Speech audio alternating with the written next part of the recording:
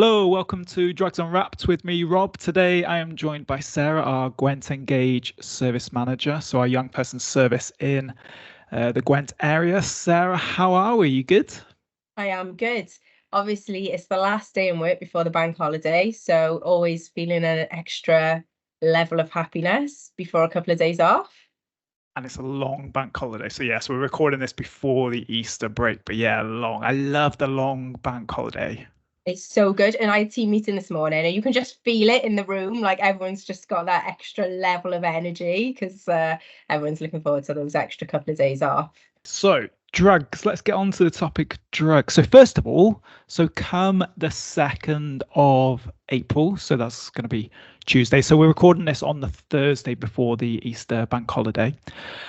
So actually when this goes out, you'll be in full swing of your brand new 10-year contract of the Gwent N-Gage service. So how are you feeling? How's the team feeling in terms of this new contract kicking off? It's really interesting because I was driving into work this morning and I'm thinking today is officially the last day of our current contract. So we've been operating as Gwent N-Gage for 7 years, and then I also manage the family service, so the Gwent Drug and Alcohol Family Service GDAFs, and that service has been operating for a year. So I feel like I'm in that sort of a bit of a reflective phase rather than. Obviously, there's a lot of focus on planning and what's to come with a new contract, but also I think it's really important to take stock of where we're at and reflect on how far we've come over the past sort of 7 years as well. And when we very first started with the young person service, we were coming together as 3 separate organisations into one contract, and obviously there were some challenges around that. Like the landscape in terms of what substance use looked like with young people was completely different when I think back to 7 years ago. And, you know, like the staffing team was completely different. We've still got quite a lot of staff that have been here from the very beginning, but we've also got lots of new staff in the team as well, which is really exciting. And obviously 7 years ago was pre-COVID, and that has had a big impact on how we work as a service, and brought about lots of changes for us within the team. So yes, I feel like I'm in a bit of a reflective phase today. So yeah, we sort of touched on that a little bit in terms of our discussions in the team meeting this morning. And then yeah, just really excited in terms of what's to come now with our new contracts that'll start officially on Tuesday. And I think, we did a big, following COVID, we did a big refresh of the service, and we made a lot of changes when we did that refresh, and we're bringing a lot of those changes into the new contract. So it feels like almost like nothing huge and significant is going to change on Tuesday because it'll just be business as usual for us. But with the knowledge that we are going to be starting to do some new developments to enhance what we're already doing. So yeah. Do you know, Sarah, when you said like trends were completely different like 7 years ago, so what were you looking at then? So it's really hard to think back over 7 years, isn't it? I'm like, what exactly were we looking at 7 years ago? So we were probably, I'd have to double check the data, but do you remember we had that big like spout of methadone, MCAT? Did you see that as well? Yeah, that was huge for us in Gwent, and I think we probably were coming out of that by the time we started the new contract, but there was still a bit of a hangover from that. And obviously that's a substance we just actually don't really see anymore.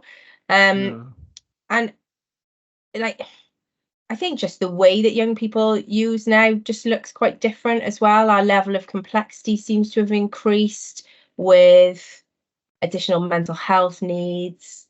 Things like criminal exploitation seems to be much more prevalent now in comparison to how it was back sort of 7 years ago.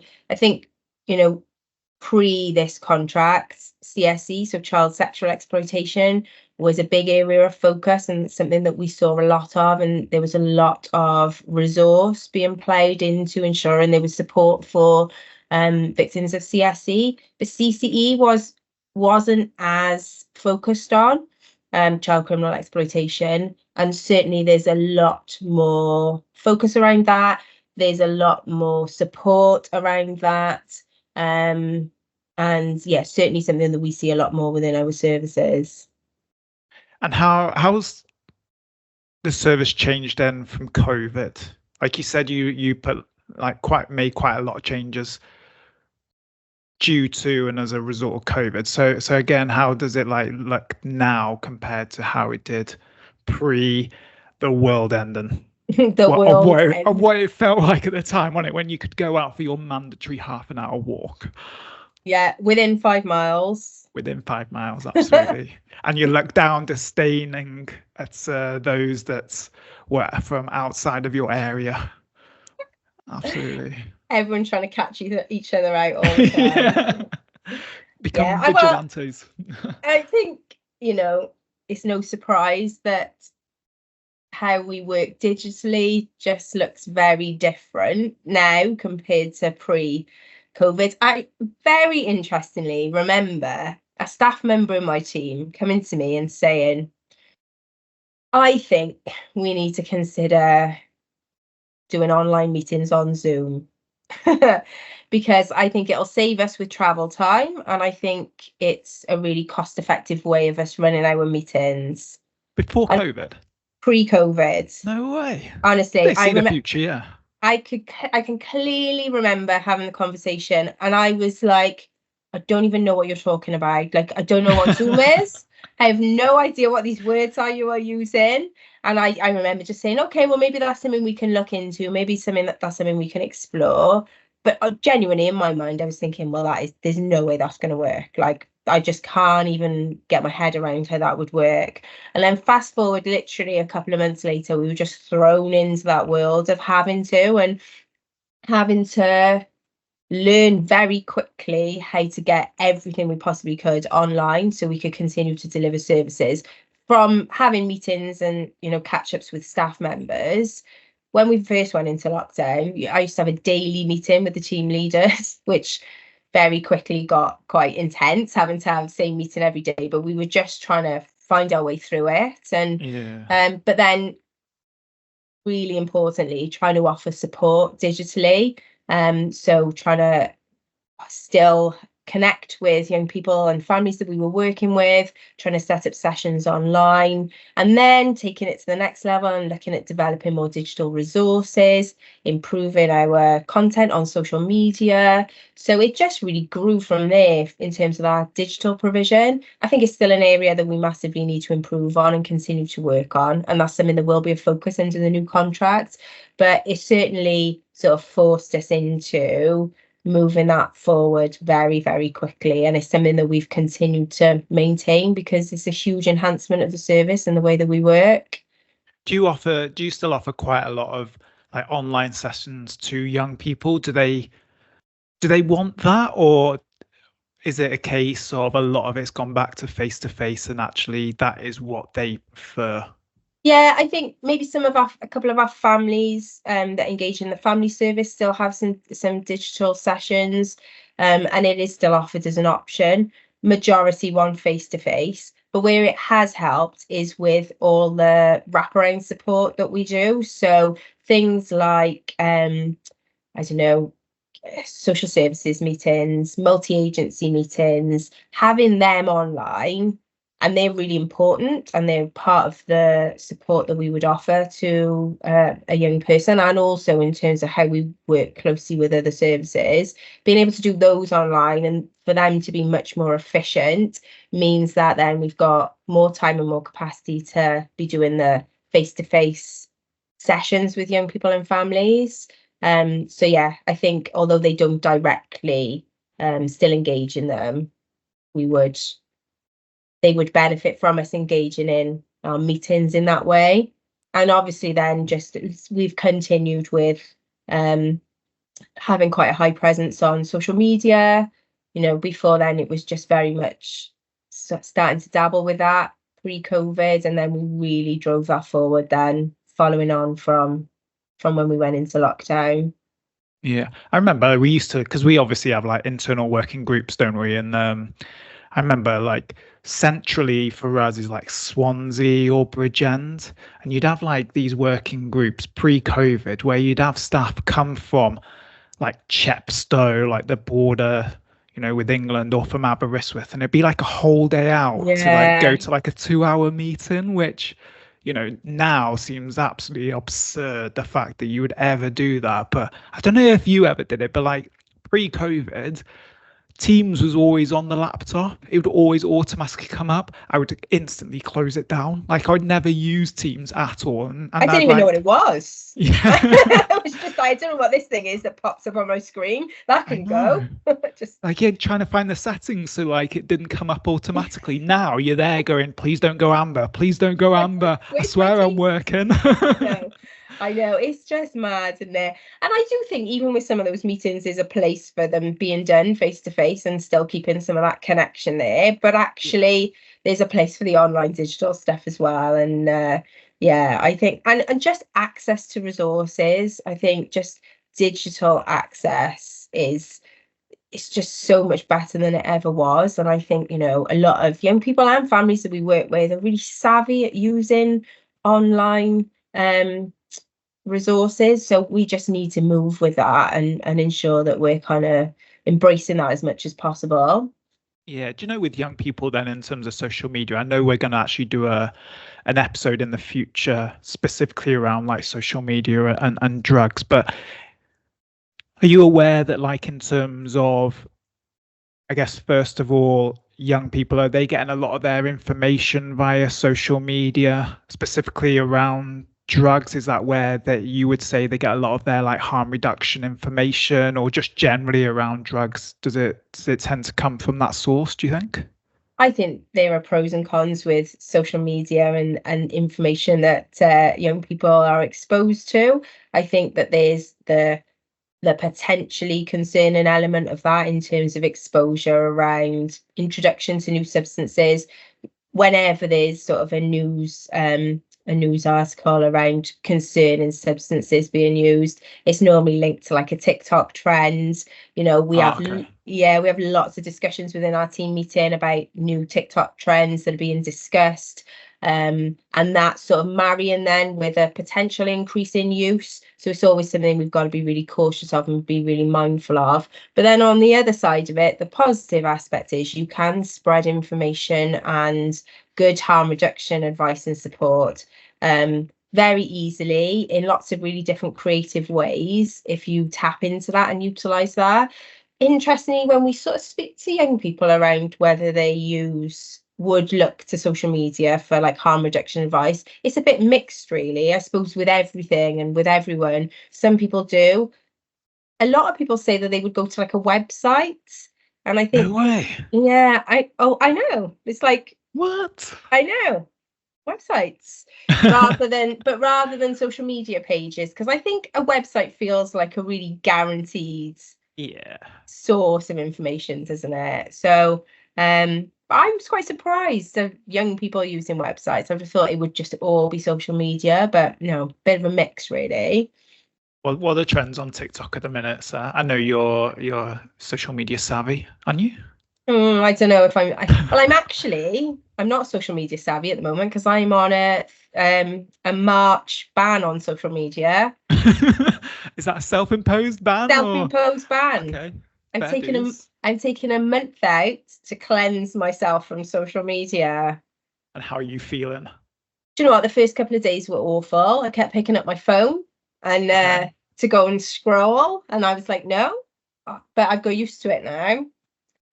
I think there's a market there, in there, in terms of services for supporting people with phone dependency. I know.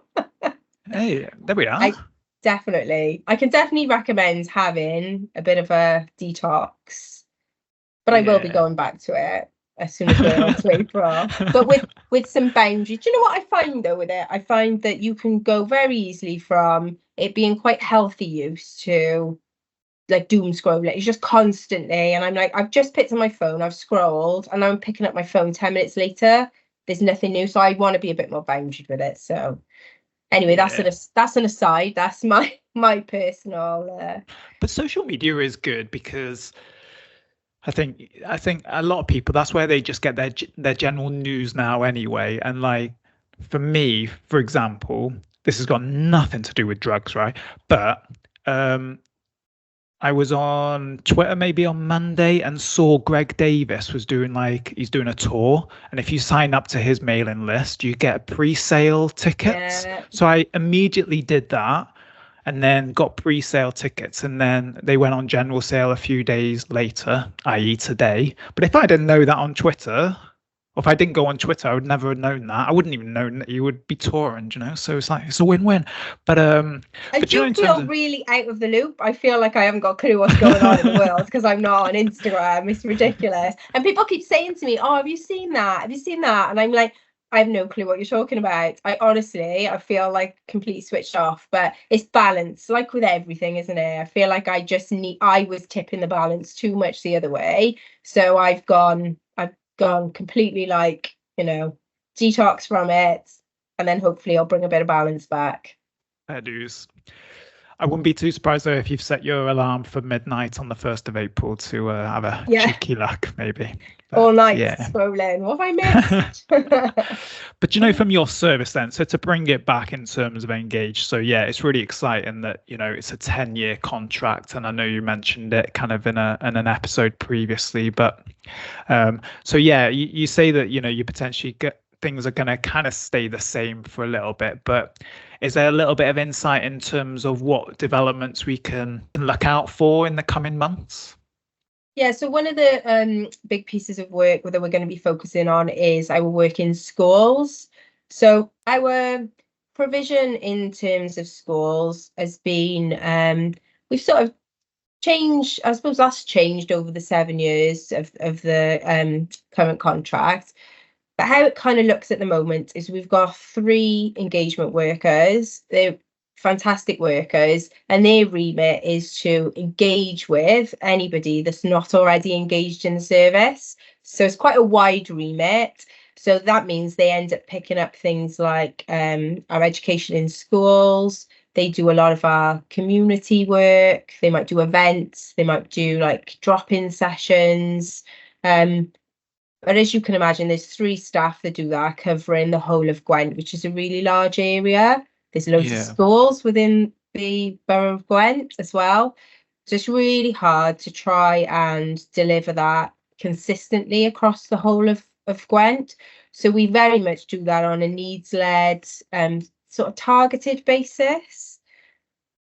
When we very first started the contract, we developed that new contract back 7 years ago with it in mind that we would only ever do targeted pieces of work in schools, so that universal drug education should be provided by the schools themselves, and we would support schools to do that, but then we would then go in and provide just the really targeted stuff where there was a concern, or you've got a group of young people that are using substances and they're needing that more specialist support.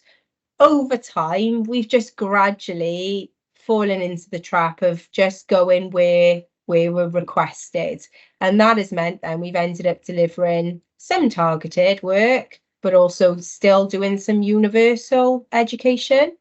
And there's no issue with that. I think, there are some benefits to delivering that type of drug education, because it means that young people in the school get to know us as a service. They get some really basic harm reduction information. The concern is, if you are delivering universal, you've got perhaps say a class of 30 kids in front of you. Their needs are all very different. And we're going in and trying to meet those needs with a 1-hour basic drug awareness workshop.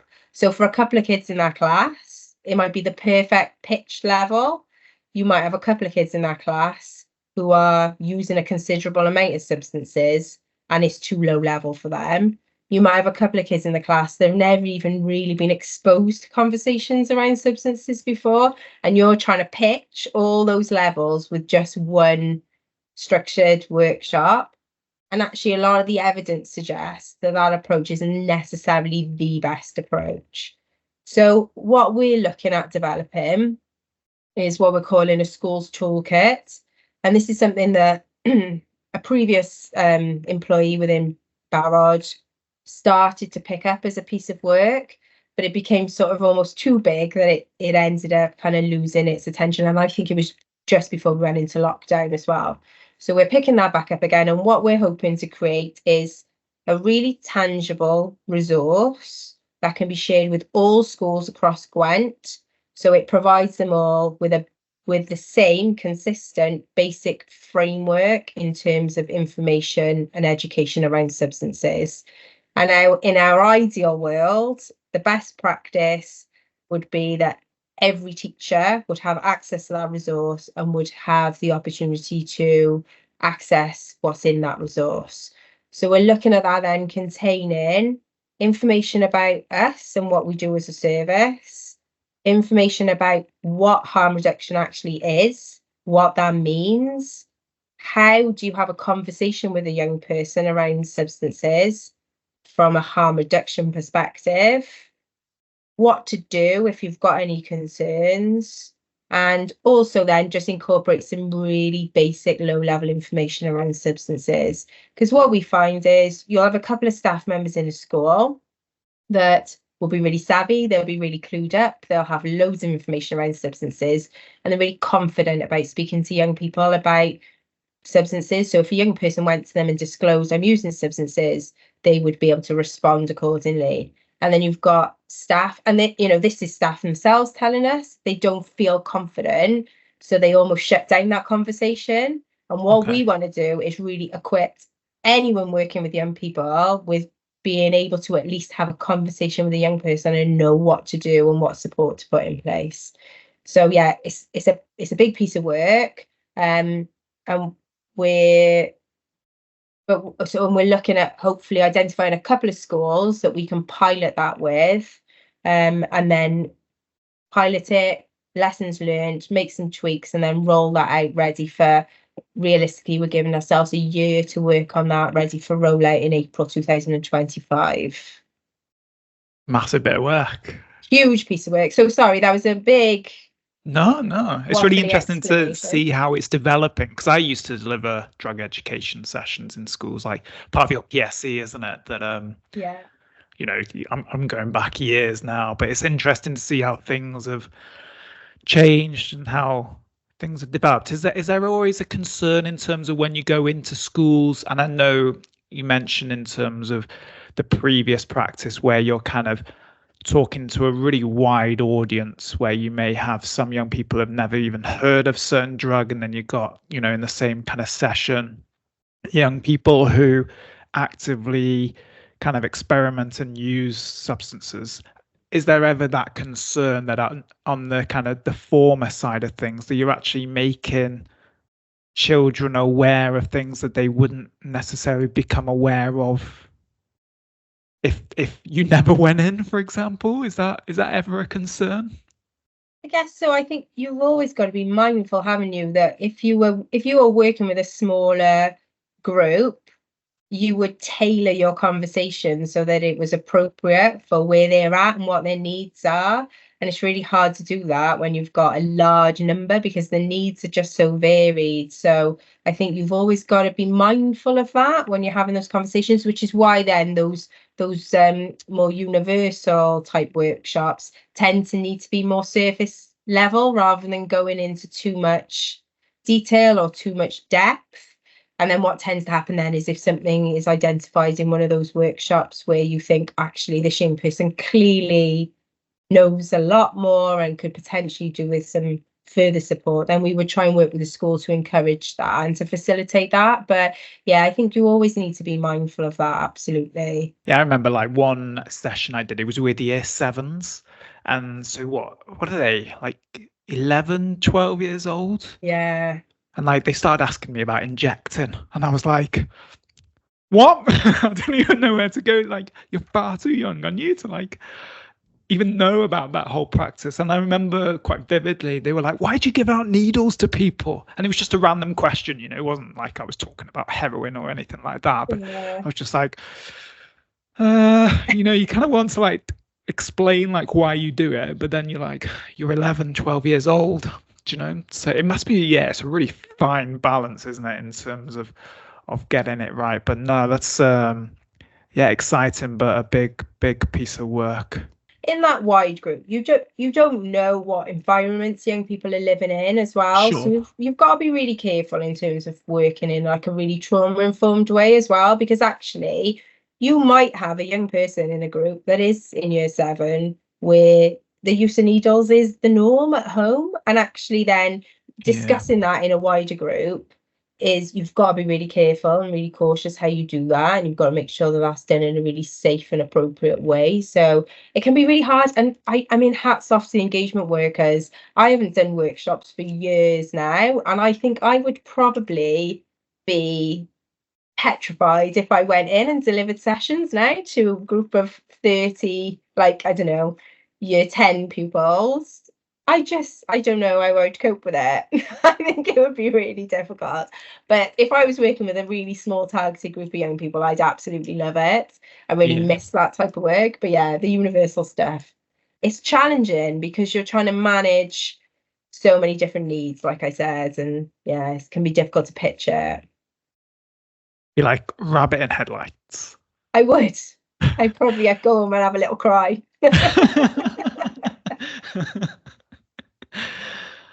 I wouldn't blame you. I think I'd be in the same boat. Absolutely. So from a service perspective then, Sarah, what are like the top 3 drugs you're seeing?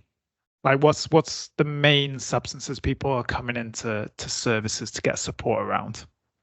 So always for us, always has been, and probably always will be, our top 2 are cannabis and alcohol. Cannabis by far is, you know, we get the majority of our referrals for cannabis. Does that outweigh alcohol? Yeah. It always has. Yeah. It's never not been the top primary substance reason for referral for the whole time we've been delivering services. But I would say there's a bit of a caveat to that, in that what we often get, I always try and stress this with commissioners, we record, our data is whatever is on the referral form, in terms of we record primary substance and secondary substance. So primary is obviously, as it says, the main drug that they're using, that they're being referred for. And secondary is any other substances then that have been referenced on the referral form. So, for example, you might get a referral that comes in for a young person. Primary is cannabis, so reason for referral is due to cannabis use. Any other substances, because that would be asked at referral stage, and it might say using ketamine on a Saturday night, you know, on a weekly basis. So that comes in, and that's the information that we capture. So that would go down as the primary reason for referral is cannabis, and the secondary reason is ketamine. However, as a worker and as a service, we would look at that and think, well, actually, we're much more concerned about the weekly ketamine use. So for us, that is going to be our primary focus. We'll obviously do work around the cannabis as well, but our initial priority in terms of harm reduction would be around that ketamine use. So whilst when we pull our data off at the end of the quarter, it might say like 90% of our referrals are for cannabis, and then secondary, we've had all these other substances, it doesn't necessarily reflect what the true picture is, because it might be that all those secondary substances are the substances that actually we're needing to focus on because they're more concerning.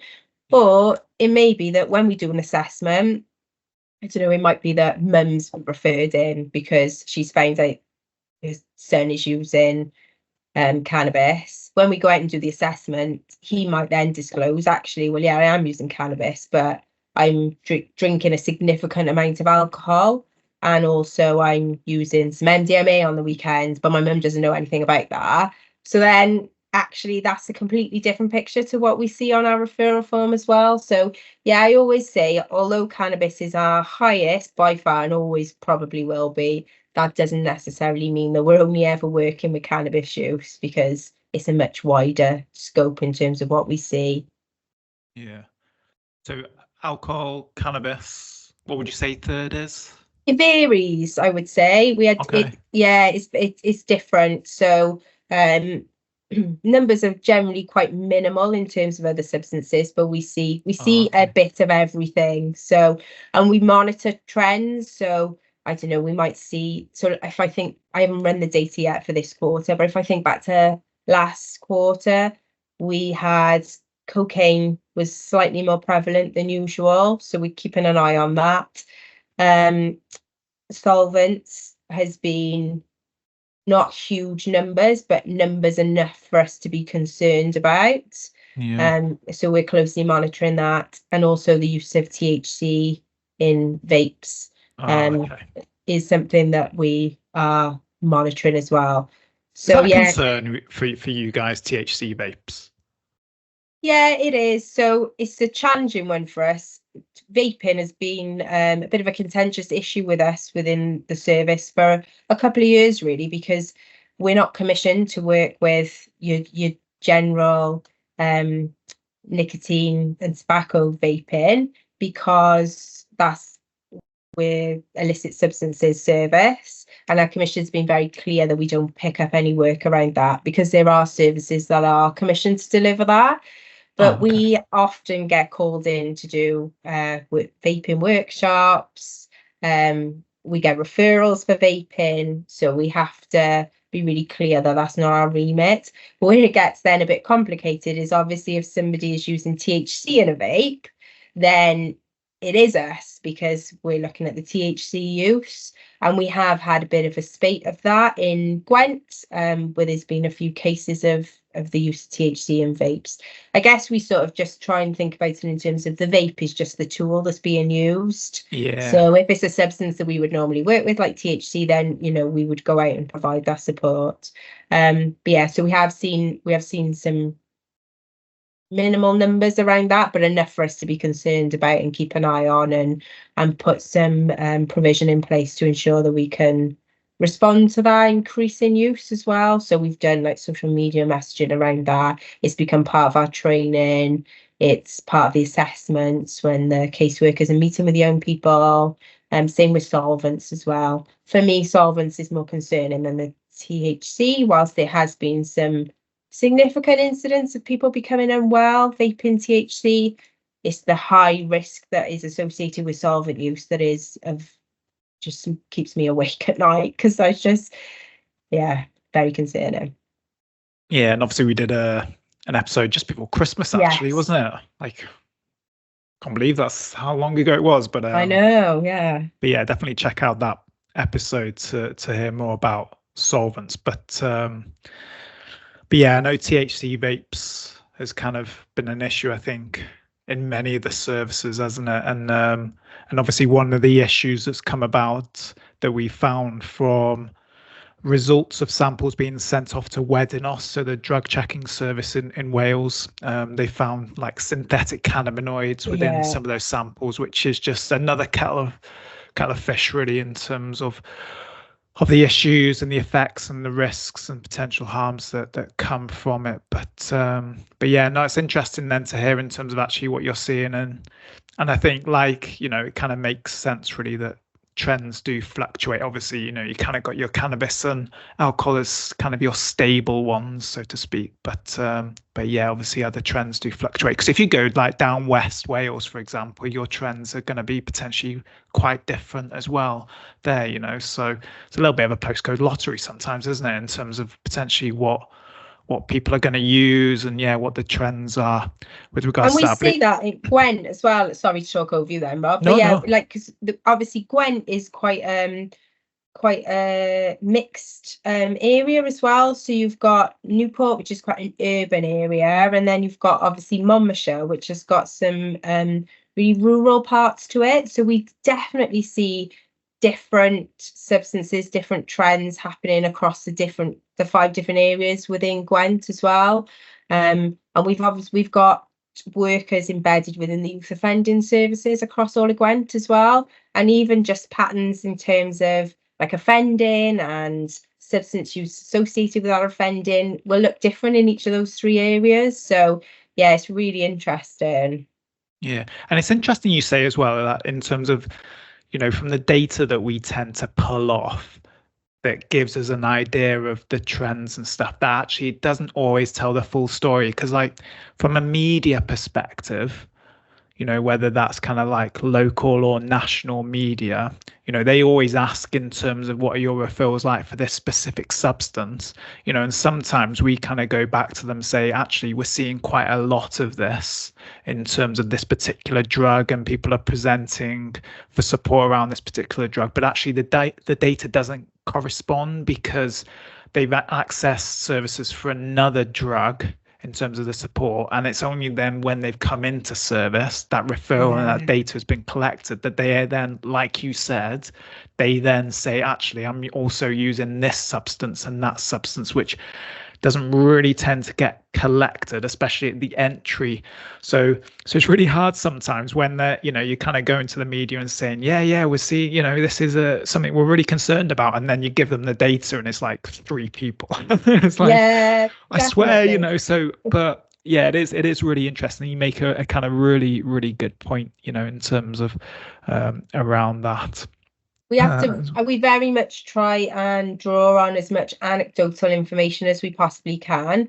So obviously the caseworkers will feed back what they're seeing and what they're hearing about, but also like the engagement team, so information they're picking up when they're out doing that school work and that community-based work and, work at events.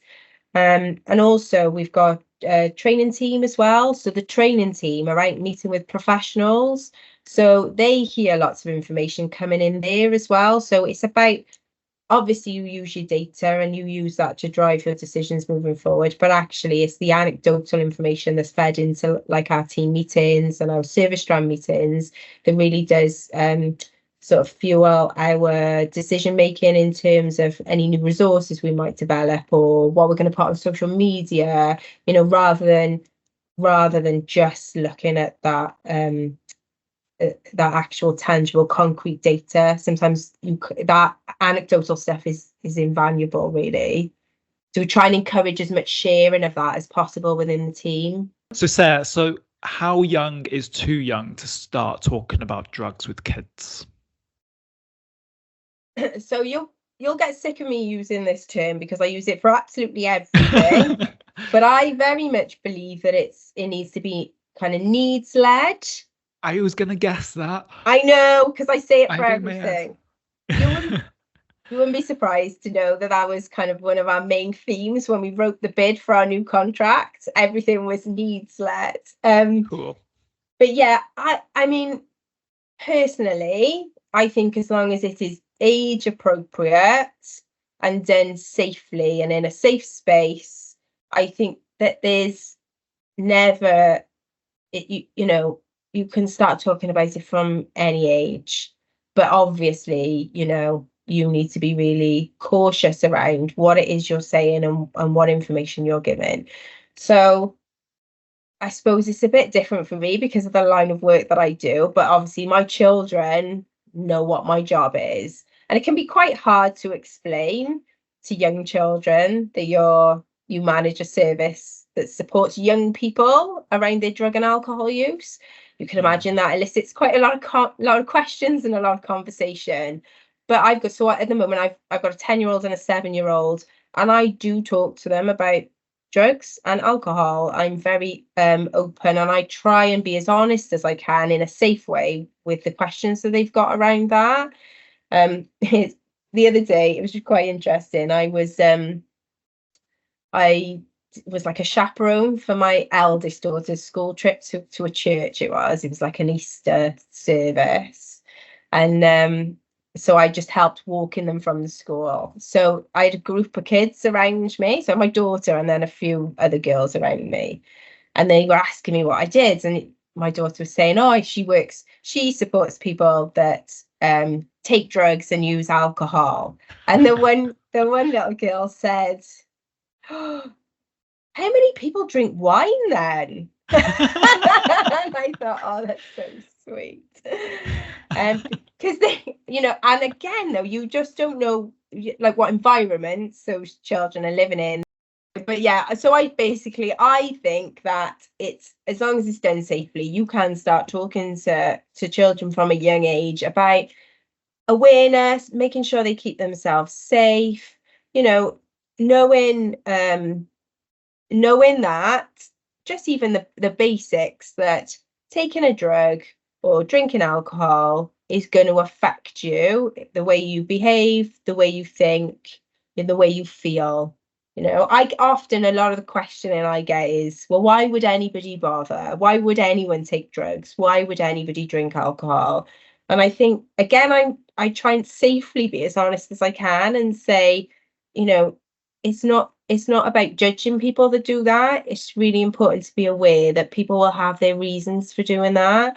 And sometimes people do it to forget really difficult things that are going on for them. Or it might be to help them switch off from a situation that they've got going on at home. So I think it's not a bad thing to instill those sort of values in your children from a young age as well, without scaring them to death. Because I don't want them to ever be the sort of person that sees somebody in the street that might be under the influence, which is quite a common thing, and to make a judgment about that person is a bad person. I want them from a young age to just think that person is unwell, they're poorly, and they've got some stuff going on, and that's important to me. So yeah, I think without having to go into like detail and say, well, that person's potentially used, and go into detail around what that drug is that they've used and how they've used that drug, that's something that would come at an older age. But yeah, it's more around a basic awareness, and it's a real thing. It's out there, it's happening in the world. So there's no point trying to completely protect children from that and not be honest about that, because it's the reality. I guess you want maybe as well your kids to come to you as well if there's any issues. You don't want them to necessarily kind of like hide it away, or even like feel like they can't come to you. I could imagine, so my son's 3 in July, so I've got it all to come. Yeah. He's too busy eating Play-Doh at the minute, so but it's a good phase. Yeah. Oh, great, yeah. But I could imagine that as a parent of ultimately, 10 and 7-year-olds who are starting to maybe get curious about the world around them, which includes substances, would you say there's a little bit of like a tug of war of, okay, harm reduction and that kind of pragmatic approach, but also that kind of like parental instincts that, that you may not have this, but you kind of like, what the impact of drugs can have from a more extreme level. Do you know what I mean? Like, yeah. Do you get that? Do you get that little bit of like tug of war in terms of your own kind of mindset? Yeah, definitely. And I think, it's difficult. I think at the moment they're in that phase where they can't understand why anyone would want to take something that makes you feel a bit funny. But I know that as they get a bit older, that's going to change, and that curiosity is going to be more around, oh, I wonder what that's like. And I think that's when the pull will come, and I think that's when it'll be really challenging to balance having that open, honest conversation without coming down with that hard line, but no, you shouldn't do it, because that's not how we work with any of the young people that we work with. So ultimately, although they're my responsibility and they're my children, I've got to trust that they will make good decisions. And I would want them to just be as informed as possible and have as much information as they possibly can when they're ready to start making decisions around whether they would use substances or not. Yeah. It's hard though, because when you're a parent, you've obviously got that emotional attachment and that feeling of responsibility. My eldest daughter has just had a phone, and I'm kind of going through those sorts of challenges with allowing that. And I remember one of the team in work, actually, one of the other caseworkers, I'm in an argument about whether it was a good idea for ages. And she said to me, you've got to think that you see in your role a lot of times when phone use with young people has gone wrong, or really bad things have happened, or there's been issues with a young person having a phone. It's not always like that. There are ways you can allow it, but have boundaries and ensure you've got things to keep them safe. And I was like, that's a really good way of putting it. And it's the same with using substances, isn't it? Yeah, that is a good way. Yeah. So I was like, yeah, okay, I'll let her off the phone. And everything that comes along with that. Oh, Enjoy. and then yeah, which is, it's every day's a learning day with that. I could imagine. So Sarah, so to wrap up, so we have ADQs. So Ask Drug Questions, our new section in all our episodes now. So these are questions from the general public, so primarily via social media. So we've got one here from Lizzie, my phone, via Insta. So some of this actually we've already discussed. So yeah, maybe if you want to add anything. So what are your thoughts around the patterns of adolescence and drugs, and how schools approach drug education? So patterns are different across all adolescents. So, reasons for use varies, type of use varies, environments the young people are living in varies, which is why it's really important to adopt a needs-led approach. I had to get it back in there. That's the title of the podcast, I think. Yeah, definitely. However, as I sort of alluded to earlier, you do start to see sort of themes happening or patterns happening or areas of concern that might start to emerge. So, and again, that sort of changes over time. That's why I think it's really important as a service to try and be as responsive to those changes or as they're happening, and really respond flexibly to that as well. So not set your services up so that they're so rigid you don't have scope to be able to do things slightly different or focus your attention in an area that needs it. So yeah, I don't know if that answers that question specifically. Yeah. And the second part was around education. Yeah, what are your thoughts about how schools approach drug education? My feeling about how schools approach education is that it's not consistent. Yeah. So we work in different schools in a very different way. So different schools will have a different focus. Some are great and want us to come in and do lots of different things and quite varied and are quite open to learning and wanting to work with us. Whereas others we don't have much contact with, which is equally as concerning. And then others want us to just come in and do kind of the it feels a little bit like they want us to come in and just patch over the area of substance use and tick a bit of a box. Yeah. And I'm not coming at that from a place of judgment, because I get it, because schools have got so much to cover. If you think about the amount of kids they've got, the amount of needs within that school, within all of those children, it's going to be so varied. And substance use is just one small part of that for them, whereas for us, it's everything. So I totally get it.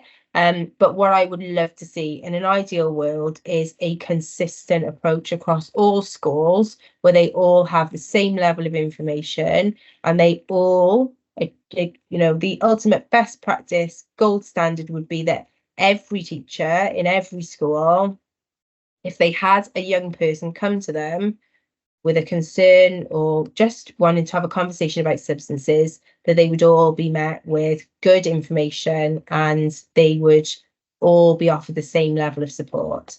What I find challenging is if you've got a young person in one school and a young person in another school with the same issue, they might go to two separate individuals in that school and they'll get a different response. One might be a good response and one might be a negative response. And I don't think that that's right. So I think young people should have the right to good information and access to the support that they need around their substance use. So that's what we would always be aiming to do. Yeah, I think you answered Lizzie's question. Lizzie, thank you very much. And yeah, and if you do have any questions, drop them on social media, comment on any of our posts, and we'll happily discuss them in future episodes. I'll see. But no, thank you very much, Sarah, for that. And I think, yeah, it was really insightful in terms of some of the stuff you kind of mentioned. And good luck for the start of the new contract. Very exciting. But yeah, I think when I next see you, you'll be in full swing, I'm sure. Indeed. Thank you so much. Cheers, Sarah. Take care. Bye-bye. See you later. If you have been affected by any of the issues discussed in today's podcast, please reach out. Barod have a free and confidential live web chat service that is available 7 days a week on our website at barod.cymru, where you can chat to a trained support worker. Alternatively, you can contact Wales's National Drug and Alcohol Helpline Dan 24/7, either by calling 0808 808 2234 or text Dan to 81066.